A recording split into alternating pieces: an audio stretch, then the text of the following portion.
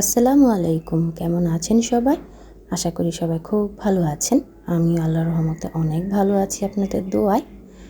এই তো আজকে নতুন আরেকটি ব্লগ নিয়ে হাজির হয়েছি আপনাদের মাঝে। আমি বাংলাদেশি ফ্যামিলি ব্লগ আঁকি, ঢাকা নারায়ণগঞ্জ থেকে বলছি। এই তো এখানে আমি দেখলেন অনেক টমেটো নিয়ে নিয়েছি, প্রায় 3 কেজির মতো। এই টমেটোগুলা অনেক আগেই কিনেছিলাম। টমেটোর যে সিজনটা গিয়েছে একটু সস্তা সস্তা হলেই আমরা একটু কিন্তু অনেক কিছু করে রাখি, ফ্রিজে ফ্রোজেন করেও রাখি, সিদ্ধ করে রাখি, পেস্ট করে রাখি, অনেকভাবে করে রাখি আর সস্তা বানাই। কিন্তু আমি যখনই আর কি জামটা একটু কমেছে তখন আর করতে পারিনি, অনেক কাজে ব্যস্ততা থাকার মধ্যে করতে পারিনি। তো চিন্তা করলাম যখন এখন শেষমেশ টমেটো এখন কিন্তু বর্তমানে টমেটোর দামটা একটু বেড়েই গেছে, প্রায় 40-50 টাকার মতন হয়ে গেছে। তো এই টমেটোগুলা আমি একটু আগেই কিনেছিলাম, একেবারেই কাঁচা, ক্ষেতের থেকে টমেটো তুলে এনে যে টমেটোগুলো রাখে আধা কাঁচা করে, হালকা একটু হালকা বলতে কি পুরা সবুজ সবুজ থাকতে যে তুলে ফেলে, ওগুলাই বাইরে রেখে দিলে যে হয়ে যায়, লাল হয়ে যায়, ওরকম অবস্থায় আমি নিয়ে এসেছি। একেবারে ক্ষেতের মধ্যে তুলে যখন আনছে ওদিনই এনেছি, প্রায় আজকে 1 সপ্তাহ উপরে হয়েছে, 15 দিনের কাছাকাছি হয়েছে। এখন এই অবস্থায় টমেটোগুলা যদি আমি সস তৈরি করি, এটাই একটা পারফেক্ট যে কালার, কারণ টমেটোর আগে সসটা কিন্তু একটু লাল হয়, লাল হলে দেখতেও খুব ভালো লাগে। যাই হোক, এই তো দেখলেন আমি প্রায় 3 কেজির মতো টমেটো নিয়ে নিয়েছি। টমেটো এবারটা অনেক কিনেছি, প্রায় 18-20 কেজির মতন কিনেছি। এগুলা অনেক আইটেম করে ফ্রিজে রেখেছি আমি, পরবর্তীতে ভিডিও অবশ্যই দেখবেন। যাই হোক, এই তো আমি এখানে 3 কেজি টমেটোটা দেখলেন ভালো করে ধুয়ে, তারপরে যে সামনের যে বটুটা ফালিয়ে আমি সিদ্ধ করে নিয়েছি, পানি দেইনি, পানি না অবস্থায় সিদ্ধ করেছি কি কি দিয়ে দেখেন। আমি এখানে আদা কুচি, রসুন কুচি, তারপরে লং, এলাচ, দারচিনি, তেজপাতা, গোলমরিচ সব কিছু অল্প অল্প করে 3-4টা করে দিয়েছি। দিয়ে তারপরে এতে দেখলেন যেভাবে আমি একবারে শুকিয়ে নিয়েছি, পানি একেবারেই নেই। তারপর ঠান্ডা করে আমি ব্লেন্ডার করে নিয়েছি। এই তো দেখলেন ব্লেন্ডার করে নিয়েছি, এই যে ব্লেন্ডার করার পরে এরকম হয়েছে। তারপরে এগুলা ছাঁকনি দিয়ে ছাঁকতে হবে, না হলে টমেটোর যেই পিউরিটা এটা একটু ভালো করে হবে না, দানা দানা দেখা যাবে, মিশ হবে না। তারপর দেখলেন আমি সুন্দর করে ছেঁকে নিয়েছি, ভিতরে যে আবরণটা থাকে, মাঝখানে যে আবরণটা বের হয় এটা ফেলে দিয়েছি। তারপরে তো এই এরকম বের হয়েছে, একদম কোনো দানা দানা যে টমেটোর যে বিচিগুলা একেবারেই নেই বলতেই চলে, নেই। ছাকার পরে সবগুলি উঠে গেছে। তারপর এটা আমি জাল করে নিচ্ছি, পানি কিন্তু একেবারেই নেই। এটা আস্তে আস্তে জাল হবে, আর এই তো দেখেন আস্তে আস্তে কিন্তু লাল হয়ে যাচ্ছে, যে সাইডের মধ্যে একটু লাল লাল হয়ে আসছে। যখন আমি করেছি তখন কিন্তু এত লাল লাল ছিল না। একটু জাল হওয়ার পরে একটা বাটিতে আমি এই তো 4 টেবিল চামচ ভিনেগার নিয়েছি, আমি মেপে দিইনি, এই তো আন্দাজ করে দিয়েছি 4 থেকে 5 টেবিল চামচ হবে। এই ভিনেগারটার মধ্যে আমি এখানে 4 টেবিল চামচ আমি দিয়ে দেব, কর্নফ্লাওয়ার পাউডার দিয়ে দিব। এই ভিনেগারটার সাথে আমি ভালো করে মিশিয়ে তারপরে আমি টমেটো সসটার মধ্যে ঢেলে দেব, আর কিছুই দিব না। এটাই পানির কাজ করবে, কিন্তু পানি কিন্তু একেবারেই থাকা যাবে না। পানিটা না থাকলে প্রায় আপনি অনেক দিন পর্যন্ত ব্যবহার করতে পারবেন। আর ভিনেগারটা এটা যে উপকার আসে, টমেটো সসটা অনেক দিন পর্যন্ত ভালো রাখে। আপনারা তারপরও এটা বেশি দিন ব্যবহার করা আমি মনে করি ভালো না, দরকার নেই। 5 থেকে 6 মাস পর্যন্ত ফ্রিজে রেখে অনায়াসে খেতে পারবেন, কোনো সমস্যাই হবে না।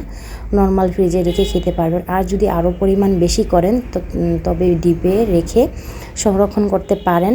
ব্যবহার করার আগে একটু নামিয়ে রাখলেই চলবে, আধা ঘন্টা 1 ঘন্টা আগে। তারপরে তো ভালো করে গুলিয়ে আমি টমেটো সসের উপরে দিয়ে দিলাম।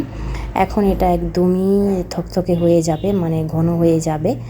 ঘন হয়ে গেলে আপনারা যদি চান তো একটু এই রেডমিনের যে ফুড কালার আছে, রেড কালার, ওটা একটু দিতে পারেন।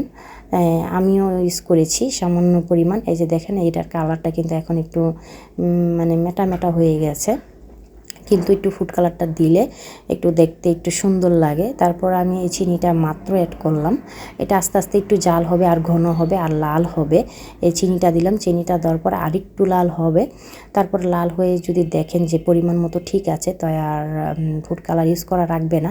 আমি সামান্য পরিমাণ দিয়েছি 1 ফোঁটার মতো। এই দেখেন 1 ফোঁটার মতো দেওয়ার পরে আমার সসের যে কালারটা আর এটা এরকম হয়েছে একবারে। আর যখন আমি চিনি দিয়েছি, চিনি থেকে একটু পানি ছাড়বে, তখন এটা একটু পানি পানি হয়ে গেছে, একেবারেই মনে করেন পারফেক্ট হয়ে আসছে। যখন দেখবেন একটা প্লেটের মতো রাখলে একেবারেই ঘন ঘন হয়ে পড়ে, তখন বুঝবেন যে সসটা একেবারেই আমার পারফেক্ট হয়ে গেছে। আমি একটু একটু করে জাল করে নিচ্ছি। এই যে দেখেন কেমন থকথকে হয়েছে। যাই হোক, আমি একটা প্লেটের মধ্যে রেখে আপনাদের দেখিয়ে দিচ্ছি।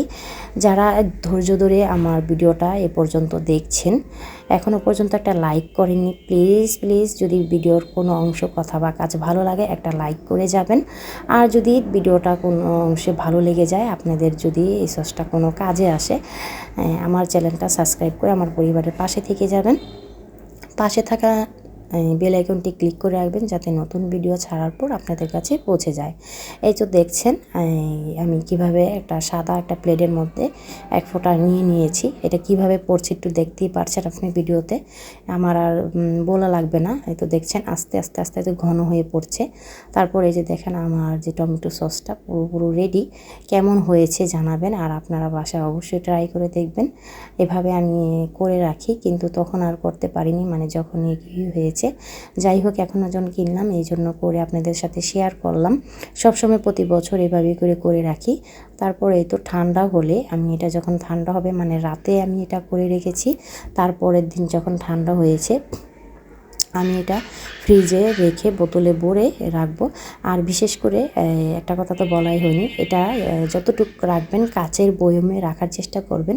এই তো আমি একটা এখানে সসের বোতলে নিয়ে নিয়েছি। এই বোতলটা আমি ইউজ করেছি, হোয়াইট সস ছিল এটার মধ্যে, হোয়াইট চিলি সস ছিল, মানে একটু ঝাল ঝাল যে সস ওটাই ছিল, ব্যবহার করেছিলাম। এই সসের বোতল আমার কাছে 2টা আছে, কিন্তু ভাগ্যবশত যেটা যখন আমি সসটা বানিয়েছিলাম, আমি আরেকবার বানিয়েছিলাম, বোতলে রেখেছিলাম, রেখে আমি ফ্রিজে রাখার পরে বোতলটা ফেটে গেছে, মানে এটা বুঝতে পারিনি, একবারে ভরা ছিল এই জন্য, তাই মনে হয়। এই জন্য ডিপে যদি রাখেন অবশ্যই প্লাস্টিকের জারে রাখবেন, তাই কোনো সমস্যা হবে না, তাহলে কোনো সমস্যাই হবে না। যাই হোক, একটা কথা তো বলতে ভুলেই গিয়েছি, মাত্র 30 টাকা দিয়ে 3 কেজি টমেটো কিনেছি, মানে 10 টাকা কেজি। ভাবা যায়, 3 কেজি কিনে মানে 30 টাকা দিয়ে খরচ করে আমি প্রায় 250 টাকার সস বানিয়ে ফেলেছি। এটা সত্যি অবাস্তব একটা জিনিস। একটু কষ্ট করে যদি আপনি সহজভাবে ঘরে থাকা কিছু সামান্য মশলা দিয়ে আপনি একটু কষ্ট করে বানিয়ে নিন, অবশ্যই আপনি কিন্তু এটা 5 থেকে 6 মাস পর্যন্ত ব্যবহার করতে পারেন। এটা যে কোনো স্ন্যাক্স আইটেমে, তারপরে চপ, পেঁয়াজু, ভাজাপুরি সব কিছু দিয়ে খেতে কিন্তু অসাধারণ লাগে। যাই হোক, আজকের ভিডিওটা কেমন লাগলো অবশ্যই জানাবেন, আর সসটা বানানো আমার কেমন হয়েছে তাও জানাবেন। আর একটা কথা তো বলতে ভুলেই গিয়েছি, এই সসের মধ্যে 2টা সস কিন্তু একই রকম দেখতে। এটা হলো নর্মাল যে সসটা, মানে ওই সসের মধ্যে যদি আপনি চিনিটা বেশি ব্যবহার করেন, একটু মিষ্টি মিষ্টি টাইপের, ওটা সব কিছু পেতে খেতে পারবে, বাচ্চারাও খেতে পারবে। আর একই সসের মধ্যে যদি আপনি চিনিটা কম দিয়ে, যদি আপনি একটু ঝালের পরিমাণটা বেশি দেন, চিনিটা কম দিবেন, তাহলে হয়ে যাবে হট সস। একটা হলো চিলি সস আর একটা হলো হট সস, মানে একই রকমভাবে দুইভাবে একটু কম বেশি বাড়িয়ে দিলেই 2 পদের সস হয়ে যাবে। যাই হোক, এই পদ্ধতিটা আপনাদেরকে শিখিয়ে দিলাম। আগামী দিনের ভিডিও দেখার আমন্ত্রণ জানিয়ে এখানে আমি বিদায় নিচ্ছি। সবাই ভালো থাকবেন, সুস্থ থাকবেন, আমাদের জন্য দোয়া করবেন। আল্লাহ হাফেজ, আসসালামু আলাইকুম।